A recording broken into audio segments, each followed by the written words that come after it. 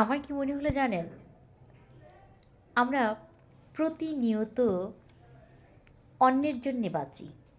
অন্যের কাছে কিভাবে নিজেকে অ্যাট্রাকটিভ করব, অন্যের কাছে নিজেকে কিভাবে উপস্থাপন করব, সে কি খুশি হবে না হবে না।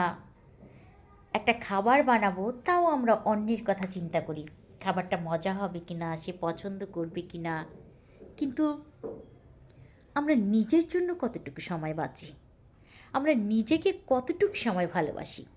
নিজের জন্য একটা ভালো ডিশ বানানো, নিজের জন্য ইবাদত করা, নিজেকে তৈরি করার জন্য, নিজের আত্মতৃপ্তির জন্য আমরা আসলে কতটুকু সময় ব্যয় করি। আমাদের প্রত্যেকের উচিত নিজেকে ভালোবাসা, নিজের জন্য 24 ঘন্টার মধ্যে অন্তত 1 ঘন্টা শুধুই নিজের জন্য রাখা প্রতিদিন। তাহলে মনের মধ্যে অনেক আত্মতৃপ্তি এবং প্রশান্তি আসবে, মন ক্লান্ত হবে না। সেটা কিভাবে করবেন? সারাদিনেও আপনি আপনার সময় থেকে কিছুটা সময় ইবাদতের জন্য রেখে দেবেন। কিছুটা সময় আপনি গান শুনবেন, কিছুটা সময় আপনি স্মৃতিচারণ করবেন, আপনার পুরনো কথা ভাববেন, আপনার বিবাহিত জীবন, আপনার আগের জীবন, আপনি শৈশব কৈশোরে কেমন ছিলেন, আপনার স্টুডেন্ট লাইফ, আপনি এগুলো ভাববেন। দেখবেন মনে না পরিশুদ্ধতা চলে আসছে, এবং আপনার মনের মধ্যে এই যে একটা বয়সের পরে, মানে একটা সময়ের পরে যে একটা ভারী ভারী ভাব চলে আসে, ওই জিনিসগুলো চলে যাচ্ছে।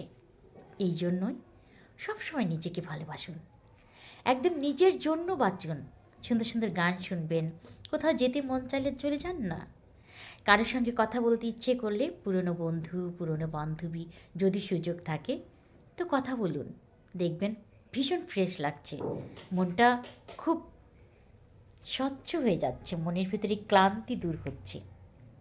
আমার তো মনে হয় আসলে প্রতি মুহূর্তে আমরা মানুষের জন্যই বাঁচি, কিন্তু নিজের জন্যও যে একটু বাঁচতে হবে।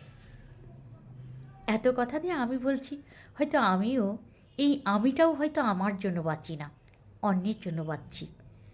আমরা মেয়েরা তো এমন যে মরে যাবার আগেও ভাবি আমার বাচ্চাদের কি হবে, এবং আমার বেঁচে থাকাটাই যেন শুধু বাচ্চাদেরকে ঘিরে। এটাই হয়ে আসছে। তবে আমরা সত্যিই নিজেদেরকে ভালোবাসবো এখন থেকে। কি বাসবেন না? আরেকটা কথা, আমার ভিডিও যদি কারো ভালো লাগে তবে প্লিজ লাইক কমেন্ট শেয়ার করে পাশে থাকবেন। আর যারা ইউটিউব থেকে দেখছেন তারা আমার লাইভ ভিডিওটাকে সাবস্ক্রাইব করে দেবেন। ভালো থাকবেন সবাই। আসসালামু আলাইকুম।